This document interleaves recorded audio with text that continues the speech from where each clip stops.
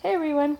So I just got a fresh shipment of crickets and I figured that I would do a little video tutorial to show you guys how I set up my cricket tubs.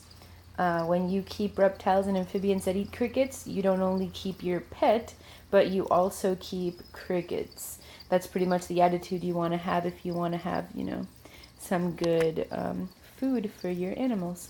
So let me show you the materials that I have consolidated here. We have cricket food and water. This can be purchased from all kinds of places. Your local pet store will have cricket food and water.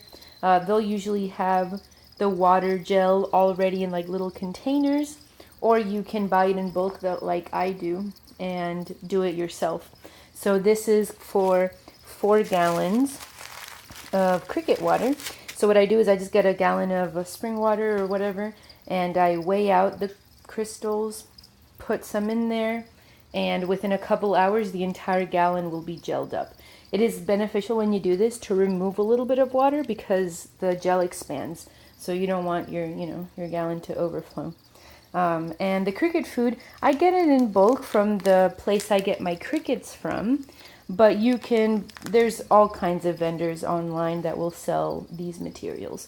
I have some egg crate, I don't know how you call this, but that. Some paper towel rolls. These are super handy. And they don't really like toilet paper rolls. They're kind of too small. For some reason, they prefer paper towel rolls. I've tried both, but mixed results. Paper towels, and I use these little 1.5 ounce cups for the food and water. So this is how I set it up. I will clean the tub between each new shipment. I'll go outside and I'll hose it down and I'll wash it up real well. And I'll line it with paper towels, and I interchange the water and the food just because I like it that way. I like for them to not have to go too far for either food or water. So wherever they are, they can find it.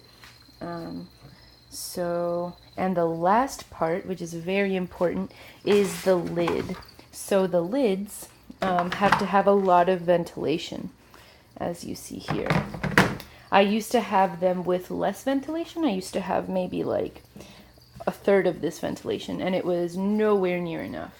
I was finding that the cricket water, the moisture from the cricket water was actually creating too much moisture inside. It was getting the paper towel wet, and it was killing off all kinds of crickets. So I increased the ventilation, and now I have no problems. These tubs, let me show you what they are. They are 18-gallon Sterilite tubs, which are the perfect size for just under 1,000 crickets. I would probably say between 500 and 800. This would be great for that size of the larger size crickets. If you're going to use smaller crickets, then it's definitely good for about 1,000.